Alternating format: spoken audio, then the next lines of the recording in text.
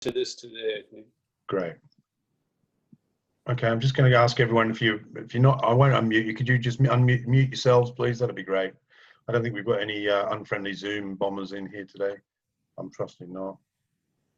Although Maggie Powell does a little bit funny. That's good. Yeah. They've lost interest in it. That's it. You know, yeah. Touch wood. Hopefully. All right. Mark, Sarah, Zoe. That's good. Good to see you. Vicky, Topher's back. That's good. We've got loads in today. That's good. Good numbers. Okay. So, okay. So I think we're ready to go. I'm going to have to, Daz, are you going to watch the room? You and Lebowski, you're going to watch the room. Is that okay?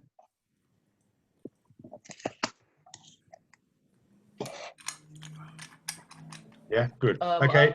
I'm on the iPad, so it's hard for me to do that. Yeah. Okay. Well, you just sit there and mend your roof, mate. Okay. Yeah. Okay. Right. So, hello. Good morning.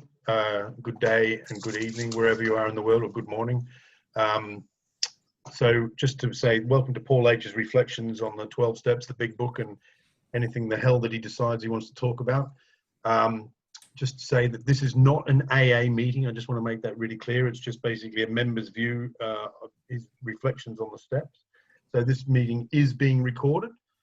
So the spotlight video is going to be on Paul as per normal. So you won't be on there. So if you want to if you do want to turn your video off, that's fine. But it's all good. So if you just to say again, if you've never been to this meeting, you can get a load of Paul's videos, all his books on recovery, his audio, and a lot of stuff on his website, which is zenbitslap.com, which is just a really great resource if you want to find out more about some stuff.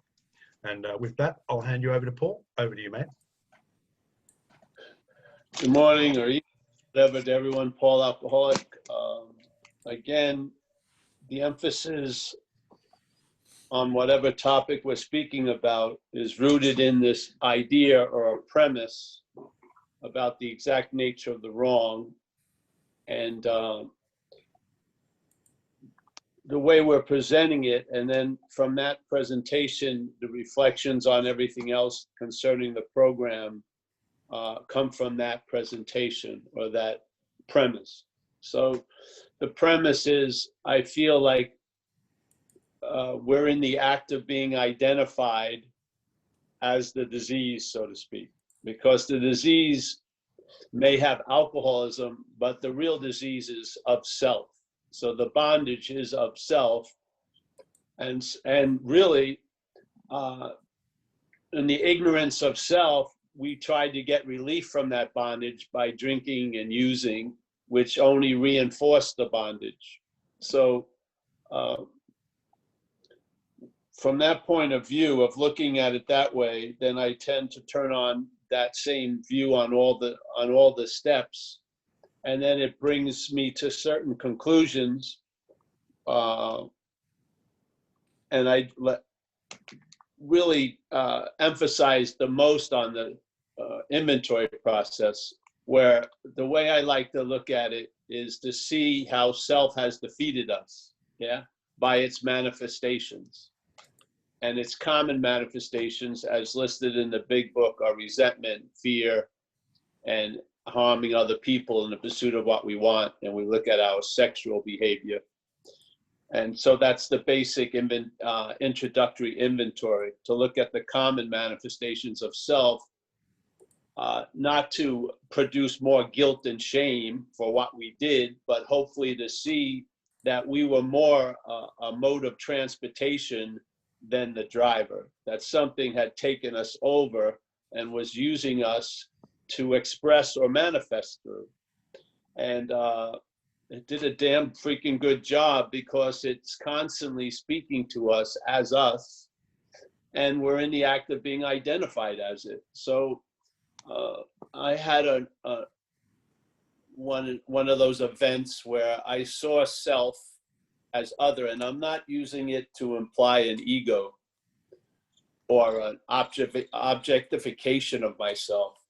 I'm using it as a feeling or a sense that accompanies or actually comes after every action. Is the feeling that I'm the one who did it, every thought that I'm the thinker, all the feelings, I'm the feeler, that I'm the seer, the hearer, the taster, the toucher, and the smeller. In other words, I am the cause, the long-lasting, independent, separate thing. In that case, that becomes the dominant reference, and the only way we could look at our real nature, which I would say is of spirit, as something to add on to this nature, this mental physical hybrid that we take ourselves to be. And the mental physical hybrid will always be the dominant condition, even in your pursuit and wanting to produce a spiritual condition. It'll be put upon or it'll be put after the first condition of a mental physical one. I don't believe spirituality will soak through that condition, the mental and physical one, where you'll become spiritual. I just don't believe it. I see that if you recognize what you're not, you'll find out that you're spirit. And I believe the AA program is an incredible way, not only to recognize what you're not, but to have intimate contact with what you are through the grace of, let's say, you want to call it the higher power. So we have samples of it all the time in recovery, and other people must, but we've given them names. And one of the names of a state before thought is pause, P-A-U-S-E, not P-A-W-S, pause. And in that pause, we're there completely, and there's no thoughts. It's an intervening in thoughts, or a stoppage, or a place of incredible neutrality. Well, I would say that's a sense of what we are. Not an experience that what we're not has, but a sense of what we are amidst the experience of being what we're not. So with that in mind, I try to look at the steps. And then I was just looking at We Agnostics. On page 53, we've been using this one line or these few lines, but I want to read more of it because he really emphasizes the power of faith, not of faith, though faith could demonstrate through of faith, like Christianity or Buddhism or whatever, but faith, more like a force of mind, and how important faith is in our life. And if you look at it, the way he presents it, you can see, bring that to the statement in the fear inventory about perhaps there's a better way, which is trusting or really having faith in the infinite rather than finite self. So obviously the dilemma or the reinforcement or the continuation of the problem is faith in finite self. And so the program moves that faith because we can't move the faith, because that would be faith in finite self. We'd have faith in finite self that it can move faith to the infinite, which it can't. It will all just be emphasizing the finite self. So the program takes the faith that we are, and that's put into the failed system, and moves it to a reliable system. And hopefully, while we're in that process, we can honor the demonstrations of the new way of life, because the habit of the old way of life is to forget a miracle in a half an hour, but to remember a seeming resentment for 40 years. So there's a strong current that collapses constantly in and of itself, self-obsession, it's like a cocoon we live in. And so basically the program breaks us out of that and moves us to perhaps there's a better way. And there is. And what's that better way? Trusting or having faith in the infinite. Yeah. So here he says, so I'll start reading if you don't mind, page 53, the bottom of it. Without knowing it, which is usually the case most of us are in active alcoholism. We don't know without knowing it, had we not been brought to where we stood by a certain kind of faith. Or did we not believe in our own reasoning or thinking, you know? Did we not have confidence in our ability to think? What was that but a sort of faith? Yeah, that's why a lot of us have so much anxiety manufactured in what's not happening. It's produced by faith. We have faith in the thoughts. We have faith that we're going to be screwed next week. We have faith. And if someone says they don't have faith, there's faith in that. So faith is behind, and it's basically the driving force in this world, in this life. So yes, we had been faithful, abjectly faithful to the God of reason. So in one way or another, we discovered that faith had been involved all the time. Well, one of the ways you discover that is in the inventory process. It says, so in one way or another, we discovered, yeah, through the inventory process is one of those ways, that we had faith in a failed system called self. That's what we discover. We found too that we had been worshipers. Wow. What a state of mental goose flesh that used to bring to you, that used to bring on. What? I don't know. I can't read that one. Had we not variously worshiped people, sentiment, things, money, I would say thoughts, and ourselves, and then wish a better motive, had we not worshipfully beheld the sunset, the sea, or a flower, who of us had not loved something or somebody? How much did these feelings, these loves, these worships have to do with pure reason? Little or nothing, we saw at last. Were not these things the tissue out of which our lives were constructed? Did not these feelings, after all, determine the course of our existence? It was impossible to say we had no capacity for faith or love or worship. I'm just saying it's been put in the wrong thing, basically. It was put in a failed system. It was put into reliance and worshiping self. Yeah. In one form or another, we had been living by faith and little else. Yeah, so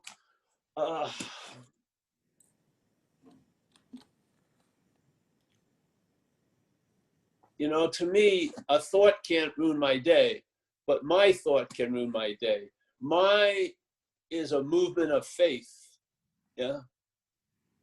A problem, yeah, it can probably be solved. My problem seems to just promote more and more and more problems. That's the vehicle of faith. So we're constantly running up against the old faith in the failed system while we're in the process of being moved to faith in the new system. Yeah.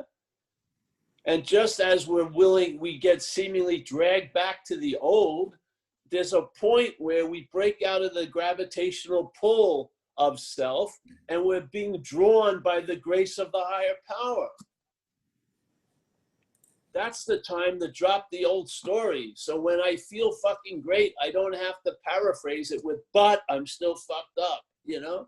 Just start, you know, allowing the new reality to be real, really. Instead of like our friend, I think it was John or David talked about, he would pray, you know, for to be relieved of the bondage of self. And then he realized the praying to be relieved from the bondage of self was allowing him to miss that he was in the freedom from the bondage of self. So the constant praying for a future result was disguising the result that was there right then and there. See, this is it's like the exhaust fumes of the old faith. Yeah, the old faith is maybe I will be okay. The new faith is I am okay. So yeah, that's about it. Okay, thanks very much, Paul. So now we invite people to raise their hands and ask a question and get some insight on that, on step 5 and the exact nature of our wrongs, as Paul says. So any hands going up? I know there's a couple of hey? Was that step 5? Are we supposed to do step 5 today? No, well, that's what I was led to believe, but I think that's what we did promote it like that. Or sorry, didn't promote it. We did mention that it might have been step 5. So all right, so then let's go over step 5 for a second. Okay.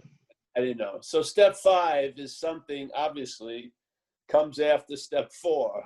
So you have material that's revealed by doing the inventory and by going it over, talking while you're doing the inventory with your sponsor, whoever that may be. And so now we have, and I'm just looking at it in one way. I'm looking at it as self. How did self defeat me through its manifestations? Yeah. So first and foremost, in the inventory, I'm not calling resentments mine. Yeah. I'm not calling fear mine. I'm not calling all the acting out that happened mine. I'm feeling like most of that was motivated by being captured by self or alcoholism, if you want to call it that. Yeah.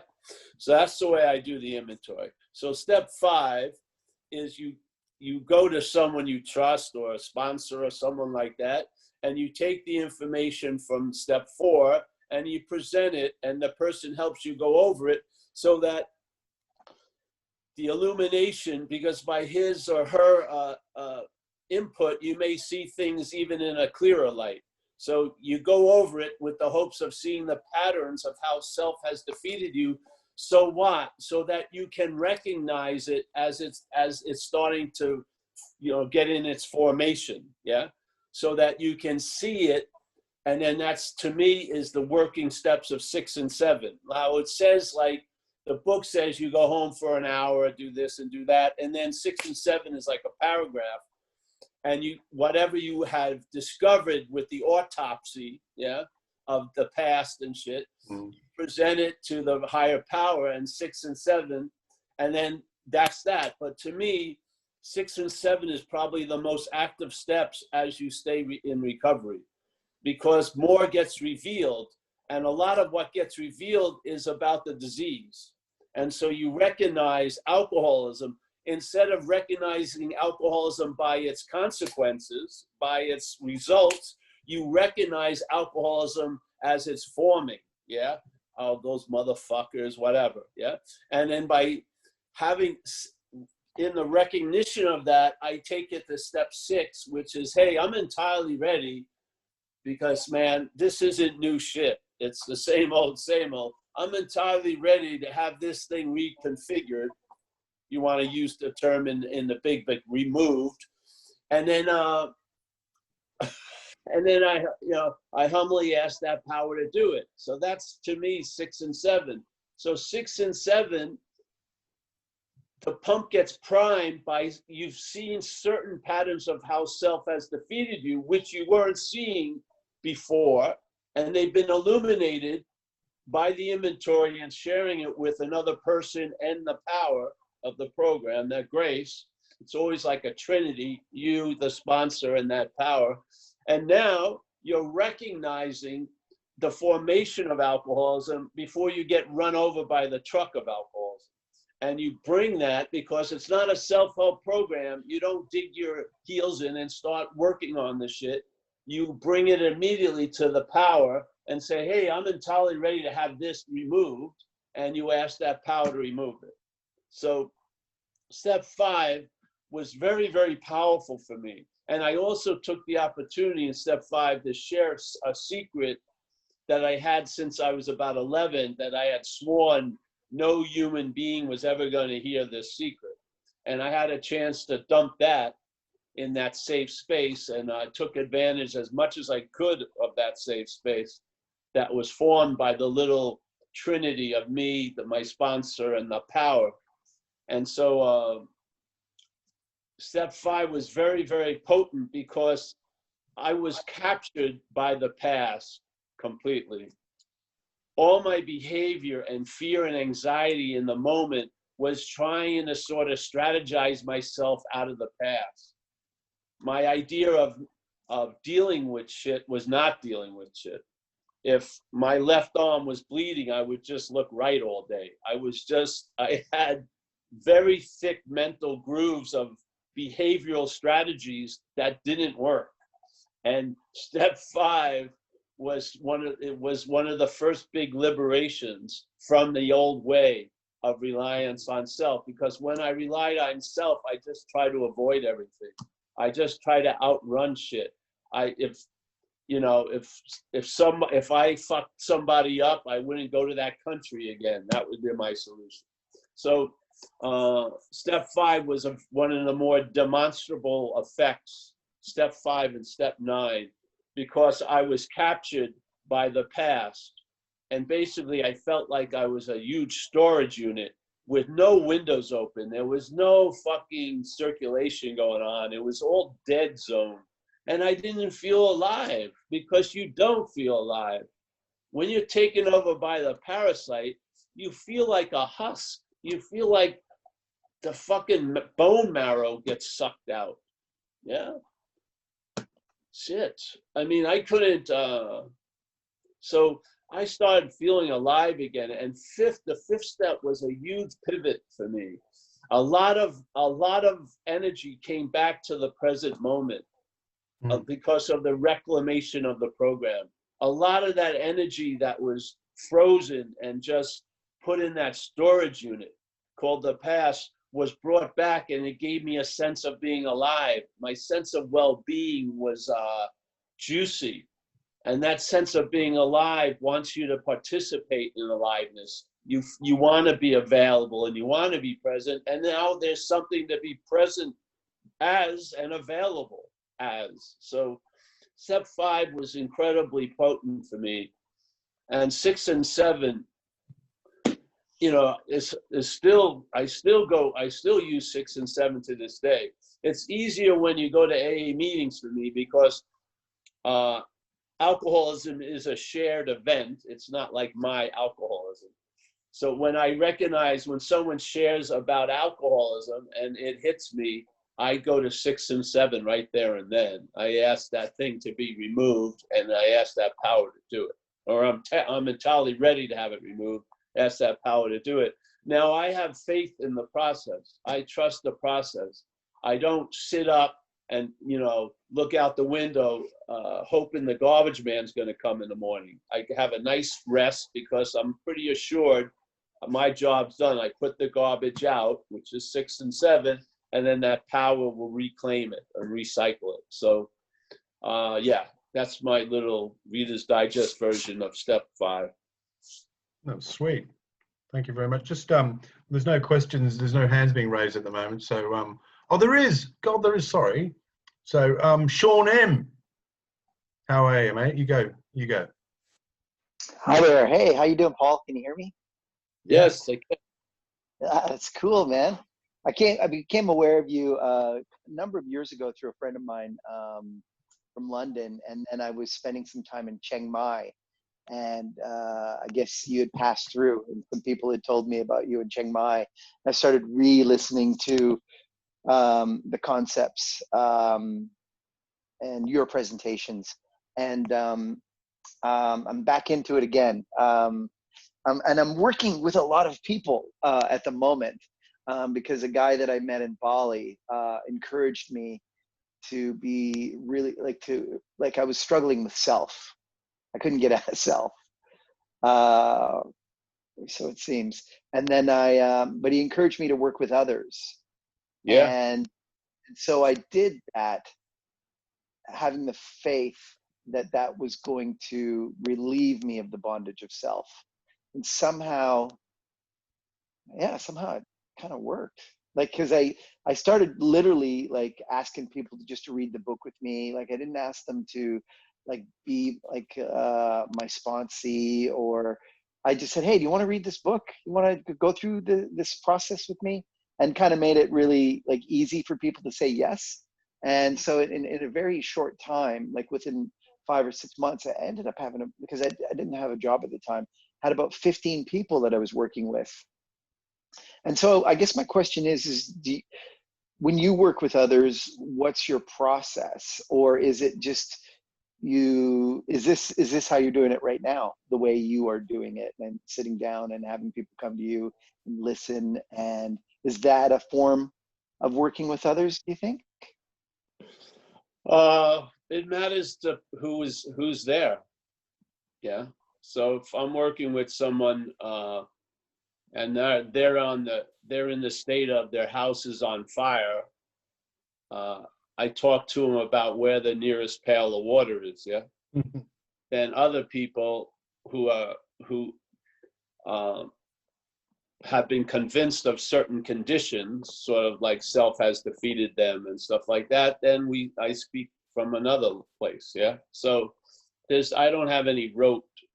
I follow the program, the suggestions of the steps and stuff, but but it's based on where someone is. Yeah. Yeah. On that level. And of course, the idea of service is paramount. And in one reason is because of the disease. The active condition of the disease is obsession with self. So we're sort of caught in a very small orbit around Paul or Sean or Mary. And that orbit is habitual. And we need to do things to bring our attention and interest out of that orbit. And service is one of the mechanisms to bring our attention and interest out of our orbit and put it onto someone else, yeah, or something else. Mm-hmm. And in that event, you feel differently than when you're in the fucking gravitational pull of Paul all day. You feel better, you feel bigger, you feel available. So now a new possibility has been introduced in your life. And you continue to do service and you continue to get that experience. And then that possibility isn't a possibility anymore. You're getting established there. Yeah. So you sincerely took a position of service, and service starts showing you maybe there's a different starting point. And that starting point would be availability and presence instead of obsession or up the ass of self. And then when that starting point gets established, that new starting point, then you have another stage of being of service, which is different than doing service. Yeah. In other words, it's almost like you're like a 24/7 on call because you're available and you're present now. You've basically been established in your real condition, which is being here, and being here causes an availability, and being available and present is being of service. Yeah. So it's amazing what happens. So service is a many splendid thing. So service is, at first, I feel it's an exercise to allow the habitual interest and attention surrounding the object, the mental object of Paul, to be pulled out of that orbit and brought into the space of this. And then we feel better. So, I mean, it's not like rocket science. You feel better, and hopefully that feeling better becomes attractive. Yeah. And then, like it says in the big book around page 63, you'll lose interest in self and gain interest in others. Well, that possibility and that effect, I think, is triggered by service, especially in the beginning, commitments. And so by triggering it, it becomes a new reality for us. Yeah. And now losing interest in self may not have an end. Yeah. There may not be a point where it's a constant losing interest in self, because each situation provides an opportunity to have interest in self. So there's you lose interest in that that habit. And so now you're in a constant state of losing interest in self, which is a pretty cool state. Yeah. I don't know if that had anything to do with what you asked me, but I think so. I don't have any root way of going about it. Yeah, I figure you meet the person. If you're working with an individual, you read them. You know, there aren't an infinite amount of alcoholics. There's a basic, you know, there's you can recognize one because you seemingly are one. So you just recognize where it's at. And some people need to get their externals down. Other people, they've got their externals down. Yeah, so whatever. Great. But let's hear from you, Sean. Yeah. Thanks, Sean. So with that, next is to Beatrice. Hey, Beatrice. Hi, everybody. Can you hear me? Yeah, yeah. Hi, everybody. It's Beatrice, recovered alcoholic and addict. And David, thank you for having the meeting. And Paul, it's nice to talk to you. I met you a few years back in Doylestown, Pennsylvania. You were speaking at a meeting. Unfortunately, I didn't hear your message. I was late to the meeting. But I wanted to share something with you, and I wanted to thank you. A couple of weeks ago, I had written a footstep on a huge resentment that I had been carrying for a very, very long time that I couldn't get free of.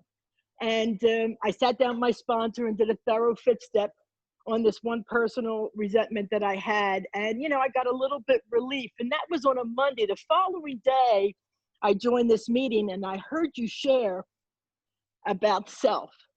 For years, I've been reading this book about self, and I identified myself as self. And it was until I heard you share about self as being the disease and the self-centeredness, who is really not Beatrice. And I think that's what you were saying. It kind of blew me away between that and the story of the dog pooper scooper. It was just like a light bulb went off. All these years, I never got that part. Like, I really had identified as self, as the addict. And when we talk about it, you mentioned it, some people call it ego. I never made the connection, if that makes sense. So what happened that day, that resentment, as you accurately said, was fear, false evidence appearing real. And when you said that, I was like, oh my God, that's what I've been stuck in, all this false evidence in my head that was appearing real. I'd never get away from that if I was still stuck in it. I had to be in the moment to get out of that false evidence. So I just want to thank you for that, because I'm telling you, I got instant freedom. And that's where I come from today. That part of me, Beatrice, and not self, not up here where they say the problem lies, up in the head. So thank you for that. And thank you for having the meeting, guys. Thanks, Beatrice. Thank you, Beatrice. Yes. Okay. And thanks for your service, Beatrice. There's a lot of work. You're doing a lot of good work. Thank you very much. So, Luke from Birmingham. Hey, mate. Hey. All right there, Dave. Thank you. Hi, Paul. Good to see you, man. Yes. Luke. Yeah, I got no hat today. My hair's in a kind of more reasonable position. I've been able to see a barber. They've opened up barbers again. Yeah, this side of the pond. So recently there's been a definite trend, and it's in no small part from your own input, really, Paul, and how I guess I've been sharing and what I've been transmitting. That I've had a trend of people who have maybe been around for a while and feel that they need some extra stuff around there. They're not relapsed or anything like that. They're not even particularly in a place of like emotional kind of turmoil, but I guess they've just heard something that is attractive and appealing. So around the step 5 thing, I have taken, what I've done is with a couple of guys is take them all the way through the steps again. But I get guidance from my sponsor also. And he said, if that's what they want to do. And then, obviously that means kind of doing another 4 and 5. But adding some of this stuff around 6 and 7 and page 62, self being the root of the problem, and kind of starting from there. Whereas they've maybe come from a more about alcoholism perspective, and it's worked really well. I was just wondering what your thoughts are on when you work with guys that have been around for a bit before and taking them back through the steps, as it were, if they haven't relapsed. Yeah. Well, usually if somebody is having any little bit of trouble or something, it usually refers to a step. Yeah, you can bring it back. And so some of the people that I know who have time, the feeling of it's still on them is strong. That and there's a fear that if they don't do something, something bad is going to happen. And so in that case, you want to emphasize the third step and the idea of really, because the third step means so much because it really was when, it's like an old story from India where there's a guy has a huge thing on his head, a huge bag, and it's super heavy. And he gets to the train station and he gets on the train and he's now on the train, but he's still holding the big fucking bag on his head. He hasn't realized he could take it off. The train's taking him, and the bag, it's not just the train's taking him and he's got to take the bag. The train is taking both of them. That's sort of the feeling of the third step for me, And I find a lot of people who are getting like hit by big rogue waves of anxiety about how they're going to be or whatever is usually rooted in a reliance on a failed system. They're still believing the thoughts and the forecasts that are being projected in there. Yes. And those forecasts are really the epitome of false evidence appearing real. They usually break on a shore of some truth, like you weren't taken care of in the past or whatever. They usually have a kernel of something in there, but they really, it's sort of like Starbucks. Every one of their drinks, there is the basic ingredient of coffee, but it's by the time you get the end product, it's really not coffee anymore. So the head is adding on to stuff. So you have to sort of take it back to that. Others, it's that, again, it's the second part of the first step of the managing. Because the managing is really the activity of the disease after you've stopped drinking and using. That's what you're confronted with, is there's still a deep reliance on the failed system. And I thought that's what I was trying to imply with the we agnostics, because he's talking about faith, the power of faith, and that the power of faith is constantly being demonstrated before thought.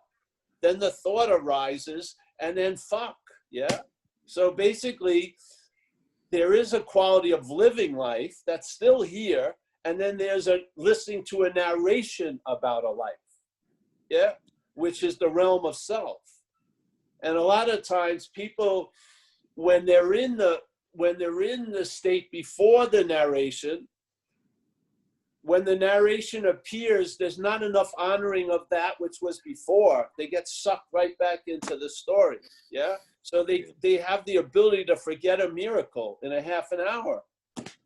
Where an honoring of the effects of the program, to me, produces gratitude and a state of gratitude. That gives me an immunity to the fucking false evidence appearing real. If that's not being fortified, there's something there. There's like a corroding thing there that needs to be addressed. That's all. And then so you address it. It goes to a step or two, either 1 or 3, and then there you have it. And then, and if you don't seem to get it, life will be happy to get you there. I mean, it's going to slap you around, until you come to your senses. I feel. So it just, people with time, like we have that statement in AA here, a lot of people have too many years and not enough days. So time doesn't mean shit, really. It doesn't mean shit. it's basically a present tense state. That's what we're in. Yeah. And there's value in time, because to me, time in the program produces a sense of safety that the deep shit can come up into the light. Yeah. If you're living a chaotic life and an anxious drama life all day, it's going to successfully keep the fucking shadows down. It is. So you're never going to see the real elephant in the room, because you're making up elephants all day.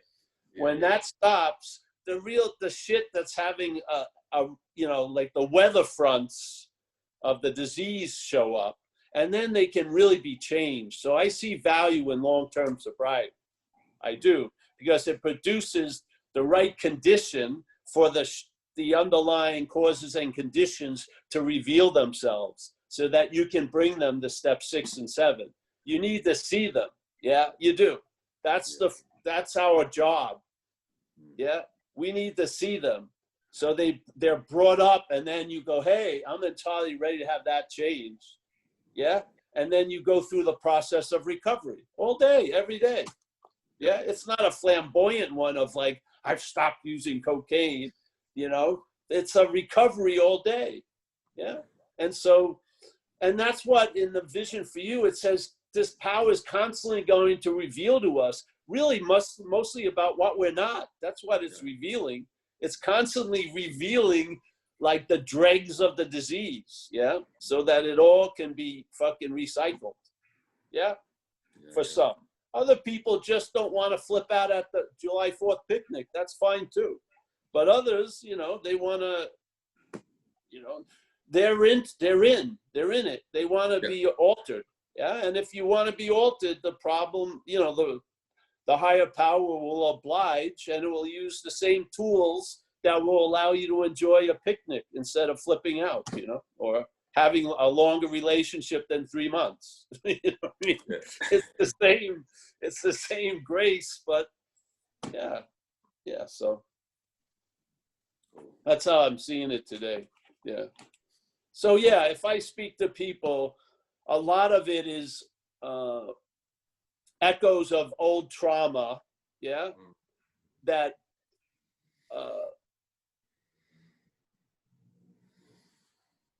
the echo that's produced, the disease finds a crevice there. It can grow, yeah, where it can manage, where it can, broadcast false evidence, yeah. And it's because of a deep old groove. And the third step to me is basic. It's the format of living, which is just surrender. There's a great master in India, Ramana Maharshi, basically said, there's only 2 ways. One of them is surrender. Admit that you're outmatched or overmatched, and ask that power, and then live thy will be done. And to me, I feel thy will is done. It's not a future. I've observed thy will is done. Yeah. So I've come to a faith in it. Yeah. Yeah. Yeah. Because I can't have faith in me, man. No way. I'm not managerial quality. That's clear. So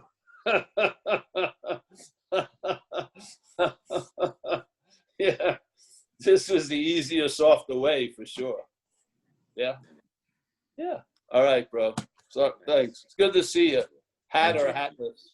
Hat or hatless, it's all right. HAL 9000 has broken down. What? HAL 9000 has broken down. What? Doesn't matter. No. Oh, here we go. Lebowski Gandalf, over to you, mate. Better be good. I guarantee it won't be good, but anyway, and I don't really have a question. I just was working away, listening to the thing in the background, the meeting, because I've been a fan of Paul's for a long time. But I heard Beatrice, I think is her name, and I heard that enthusiasm in her voice, and that I could identify with what she was saying, because that's the first that happened to me when I first heard. I was like, what the hell? And I went and who is this guy? And I went to his website and I started listening to Paul's videos about 5 years ago. But it just reminded me that the first day I heard that, and I had that big like dog head turn, like, what the hell? because I'd been in recovery for 5 years and having a lot of anxiety and all this stuff. And I remember running over to my girlfriend's house and telling her, like, it's the self is not, it's an other. It's what's been driving the boat, but it's an other, and we've had this faith in this thing. And she was like, I'm not here, you're not there, none of us are anywhere, blah, blah, blah. She just didn't care. So then I tried to lay it on a bunch of people in AA, and they were like the same way. Like, what have you been smoking, James?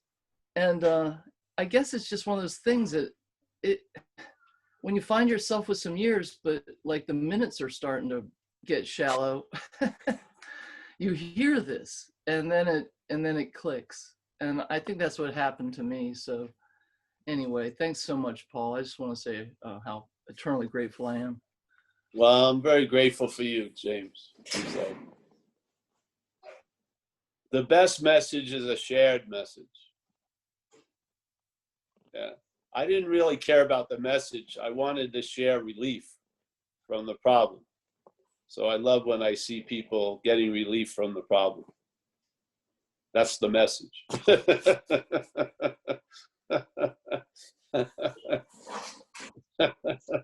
Yeah. Brilliant. Okay. Thanks for that, Lebowski. Nice one. John Dowd. John D. Hey, am I unmuted? You are, mate. Yeah. Yeah, it's really nice to see you under these conditions. I just want to acknowledge that, and it's just I just want to mention briefly that I get to spend a lot of time with Paul on an everyday basis, and it's a great thing to have access to his support. And I'm listening today, and I'm feeling like expressing things that you have helped me with through this format, if that's okay. And Yeah. Certain things come to mind today on the subject we're talking about. As for what it's worth, I'm a recovering alcoholic. I'm sober 33 years, continuous sobriety. Talk about time and such today, and like the real values in time, from my experience, is more realizing that I do not have to outrun my whatever it is that upsets me, my childhood or whatever it is. I don't have to outrun it. And faith is that, because I know that there's a safe place to duck into, and we have each other to remind us each other of that, which certainly, Paul, you do for me. And that's, to me, where the goodness is about this whole thing, is that I don't know that any of us would want to suggest that we will never be annoyed or troubled by self. But when we are, from time to time, we have a place to duck into that is the proper, corrective, permanent place. So I don't know if that's making any sense, but I'm just moved from this format, listening to everyone, to and I don't know that I would have had that kind of a broad insight without knowing you. So I just want to thank you also, and I hope that's okay for today. Thanks. Thanks, John. Nice to see you, bro. So, Thomas H. Hey, Paul, Thomas how you H. doing? Yeah, man, good to see you. Good, Thomas. Yeah, I never shared in one of your sessions that you've had, but I've been listening to them, and the ones I can listen to, I go to YouTube and check it out, and I've really enjoyed it. You really put a different aspect concerning the steps in my life. I'll have 8 years July 30th, and when I take people through the steps and I get to the place where it talks about self, I sort of pause, and because I didn't really know what the deal was, and especially when it comes to the exact nature of the wrong, I used to not be able to figure that out. But in listening to you, and I tell you, I know I don't have any real questions just yet, but I was coming back in March from a ski trip, and I was on YouTube and looking for an AA speaker to listen to, and I said, well, who's this guy? So, I clicked on it, and I think it might have been the non-duality. I'm not sure, but I couldn't understand really anything, but something in my mind said, something's here that that may be worthwhile to me. And so I've been checking out the reflection of the 12 steps, and you've really helped me. And my load is lighter, even though during these last 3 months with the COVID and everything. Yeah, I think self likes to really make sure that that he wants to make himself present more than anything else. But now that I'm aware of it, and that it's not me, I start to lose that interest in it. I guess the only question I was thinking about, and granted, I was thinking, and I know, I'm a Christian, everything like that, but I think of the tree, that Adam and Eve ate of, and that's when fear entered in, and he became afraid and stuff. But other than that, I was thinking about in the fourth step, it talks about in the big book, it talks about where it says that people have really dominated us, and how to more or less and talking about the resentments and how to get control of that when we have to look at other people as sick people also. And maybe if you could share on that a little bit, I'd appreciate it. All right, Michael, thanks. Yeah, well, the weird thing is, a lot of times when I was, and this is a common diagnosis, a lot of times when I was thinking how other people were thinking about me, there was just a projection of what I would call my thoughts into them, yeah?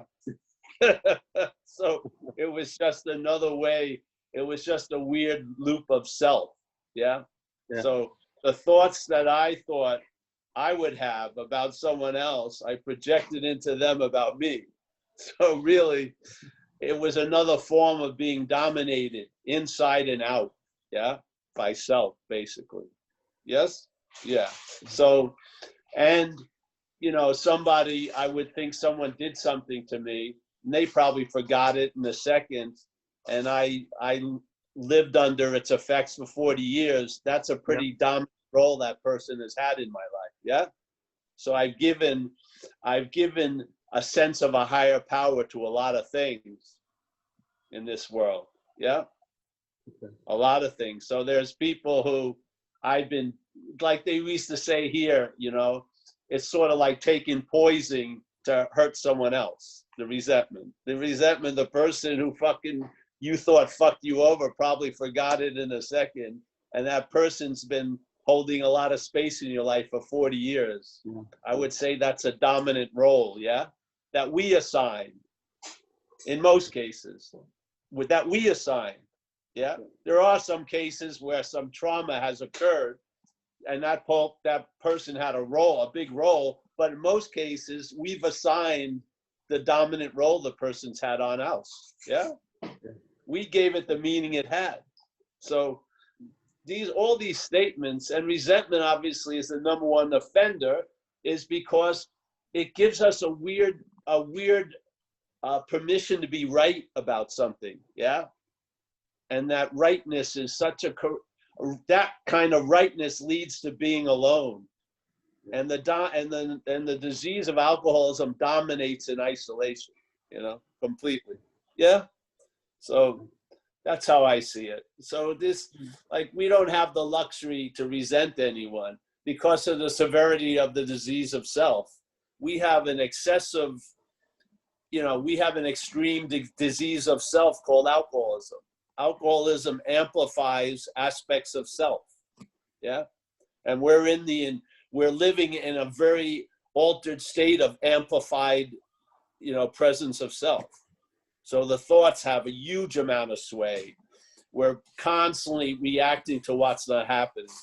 We're just a storage unit for a past, and then fear, and then the future just fucking is like a fetish to tickle fear all day. Yeah. So this is it's not going to be turned into a service animal. You're not going to rehab self. You're not. It will play by the rules until it sees a way out, yeah? I mean, I behaved myself for 2 years in a program, And as soon as I left the program, it was off and running again. Yeah. As soon as it got me alone, it had me once again. It just waited and waited and waited. Yeah, very patient. It acts like it's dead, but it ain't. Yeah. So, yeah. Resentment is just a way of seeing things. And if that way of seeing things is a manifestation of self, and it uses those manifestations to feed us. How does it defeat us? It occupies us with past slights and past vendettas, yeah? And then all those people that we want to get back at are dominating us. They're being used to dominate us. They take more space in us than anything else. It's fucking insane, yeah? And it's all prefaced without knowing it. This is the dilemma. The host is out to lunch. That's why the parasite has so much sway. The host has to wake up, not to spirit, but to the parasite. It has to see what it isn't, yeah? When it starts waking up and sees what it ain't, there's a loss of interest in that. And that's like you're taking the sunlight away from the parasite. It starts dying, yeah? It needs your attention and interest. It thrives on it, yeah? So how can you be free from something that you take yourself to be? You have to see it as other, yeah? The whole reason why we present it as a parasite because of the dilemma. The problem dictates the demonstration or the presentation of the solution. The parasite is we're identified as it. The host has forgot it's the host and it's taking the host to be the parasite. It needs to be seen differently, yeah? You can't keep putting new glasses on the parasite. It's gonna see the same old way. Recovery, fucking new age shit. You can try tons of glasses. You're not gonna correct the self-centered vision because that's the whole system. You have to see that self-centeredness is a pair of glasses. They can be taken off, yeah? See, but the self says the self claims the glasses to be your eyes, and you never feel around. You think it's just, oh yeah, that's me. It ain't you. You have not defeated you. Self has defeated you. You have not defeated you. Self has defeated you. Yeah, get clear. I mean, that's the whole point of the talks, is to hopefully present something you already know, but you just haven't put it 2 and 2 together. We're here to give you equals 4. You already got the 2 plus 2. Yeah, it's the disease is causing it not to equal 4. We're throwing the equal 4 on. You got the 2 plus 2 already. You've been fucked. Yeah, you don't need any more fucking. You don't. You have ample amount of evidence. It's just not being put. It's not being put in the correct line. To us, it's 2 plus 2 equals me. No, 2 plus 2 equals 4. Yeah, it's not you. Yeah, and if you keep claiming it to be you, you're going to try to be free as it, which is the real bondage of self. There's nothing like trying to be free as self. That's the real bondage. Fuck.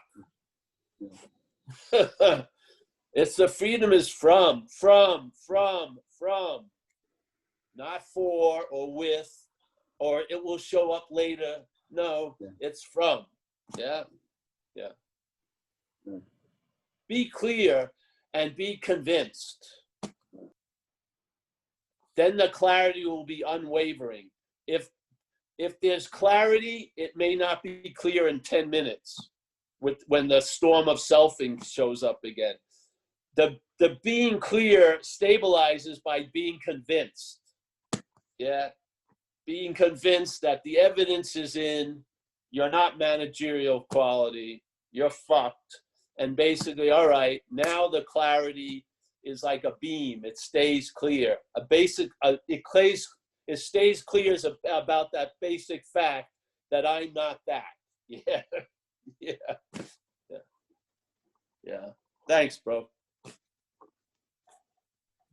Oh, thanks very much. Now Jack G had his hand up, but I don't know whether Jack. He sounds like, it looks like he's in the shower or something, or he's in a mist. He's in a waterfall. He's usually camping, or now he's calling us from a waterfall. That's good. Well, just before I go to him, or if he doesn't want to come in, just to say that Paul holds 4 sessions a week. There's 2 of these. The 12-step reflection stuff is on Tuesday and Thursday at the same time, and then Paul has his own kind of, I guess you'd call it a satsang, Paul, on a Wednesday and a Saturday. Wednesdays at 7:30 Pacific time, and Saturdays at 7 Pacific time. 7 Pacific time on Wednesday, and then 1:30 on a Saturday, which is great for we Europeans, Yes. but for the Americans, it's obviously great.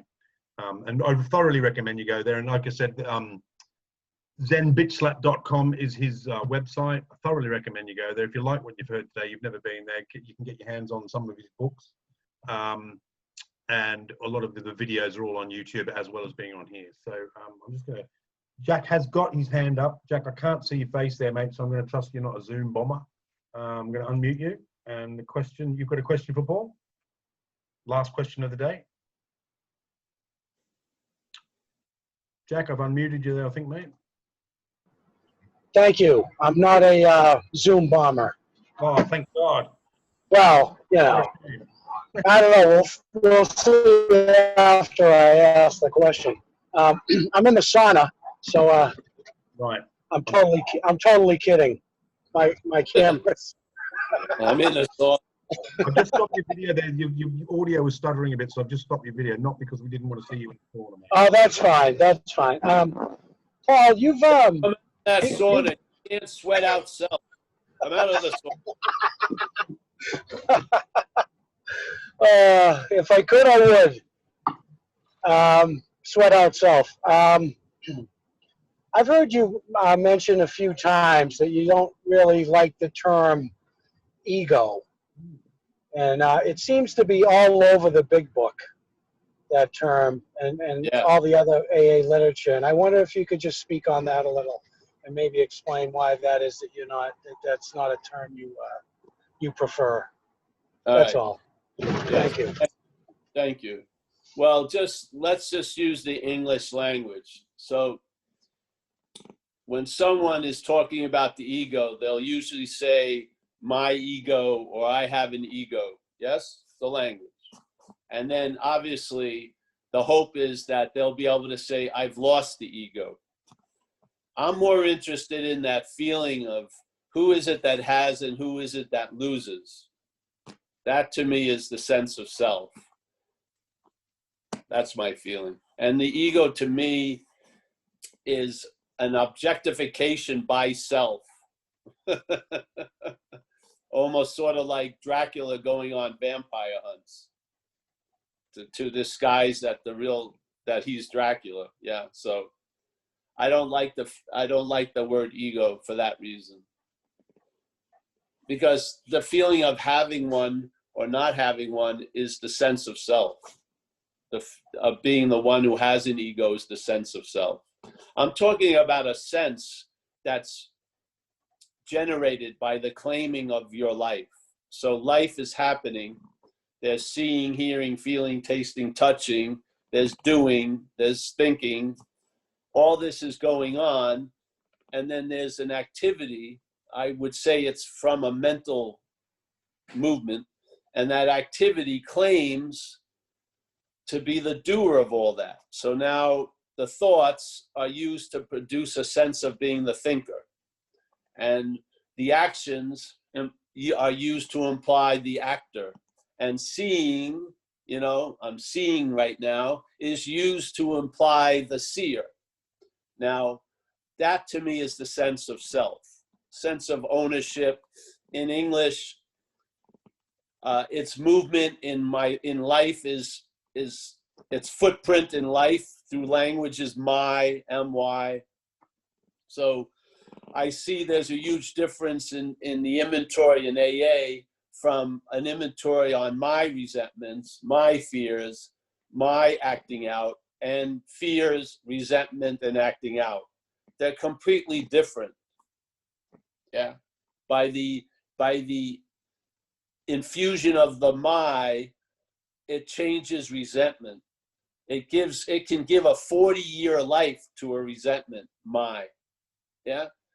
Same thing with fear, which is mostly mental anxiety. It gives more life to fear. It gives more oomph to the fear. It's like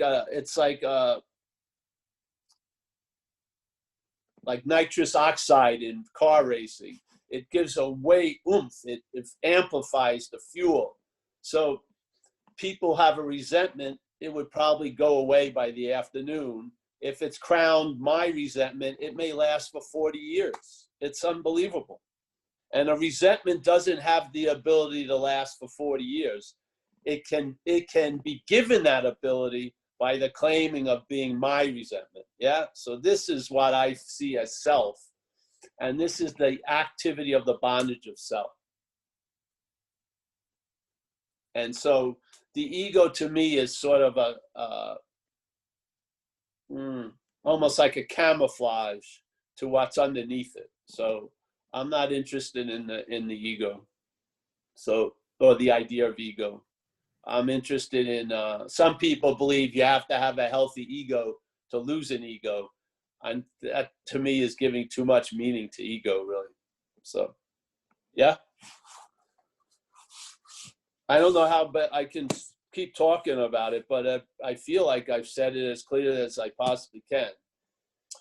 What I'm talking about as self is a sense of ownership, the sense of doership.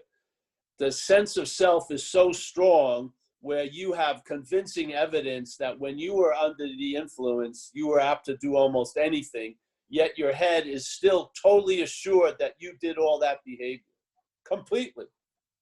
That's why it's still producing guilt and shame from it, because of its owning of being the doer of it. Yet it was obvious, if you could take a step back, that you were in a state of powerlessness and you were dancing with a gorilla and you were going to stop when the gorilla wanted to stop. I don't see how you could still believe that you were the doer of all that behavior while you were under the influence. I think it's just the stubbornness of the disease of self, really. Yeah, I think it's obvious to everyone who's had active alcoholism that something took them over. Yeah. You want to call it a foreign pathogen or a demonic possession or a parasite. They're images of the experience of being taken over by something. Yeah. So, I mean, that's the starting point in my whole take on this program. I just don't see, I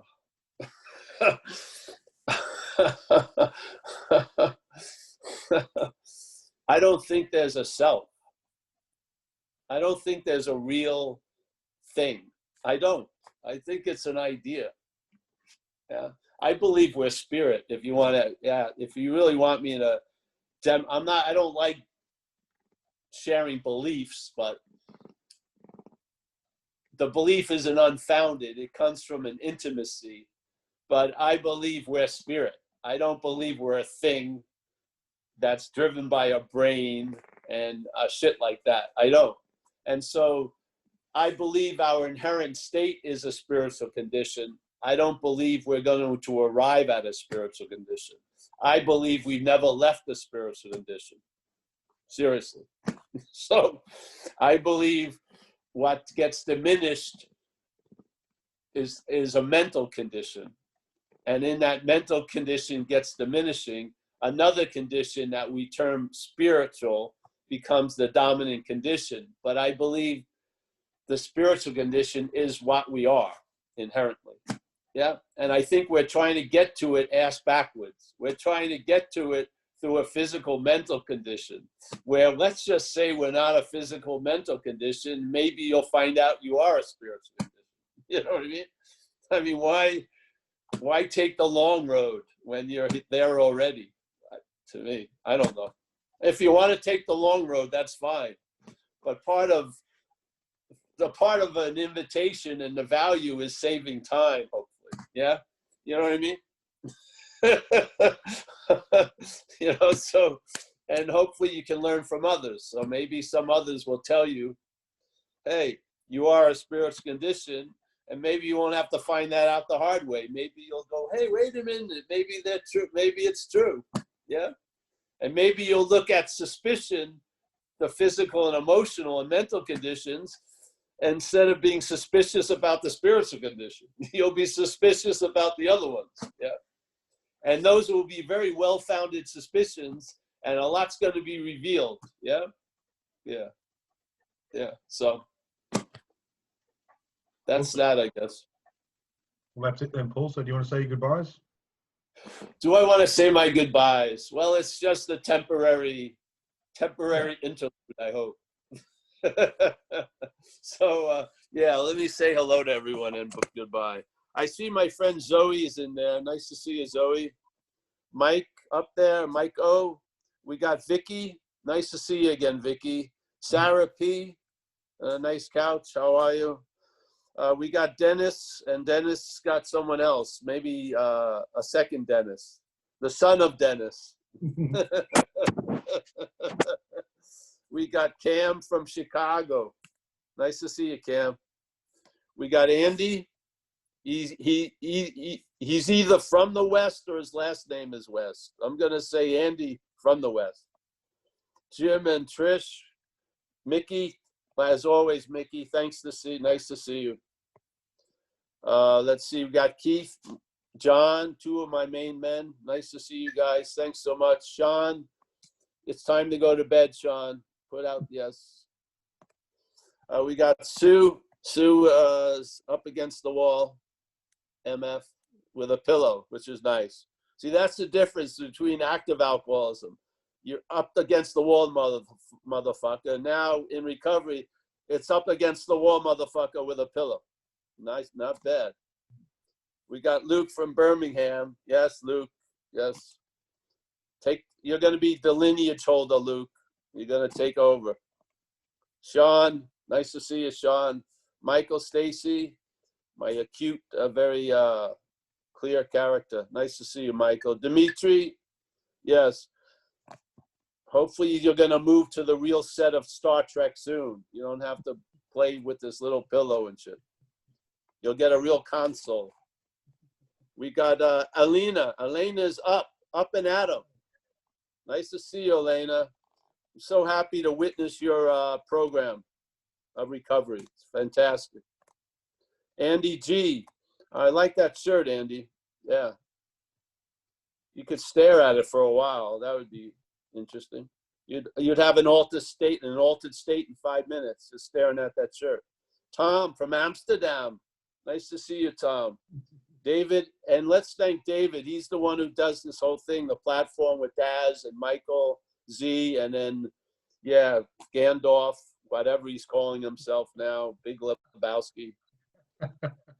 Who knows? And then we got Daz, he's Beatrice, Virginia. Yes, Virginia, nice to see you, Virginia. We got Joel, nice to meet you, Joel.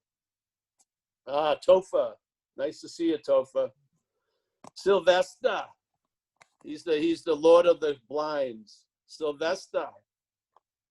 We got Malcolm. Malcolm, thank you. I think you were very generous in my direction. I appreciate that greatly.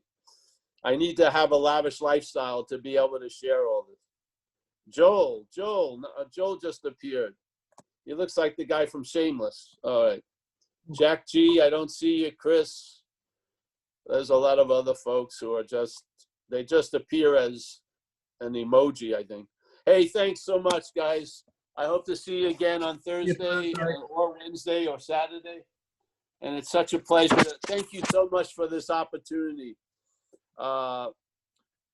If I couldn't share here, I'd be in an asylum probably. I'd be screaming my head off in the street. I'd get arrested. So thank you so much for allowing me this outlet. All right, thanks. See you. Bye bye. See you later, everyone. Cheers. Now I'm going to shut up the shop in a bit.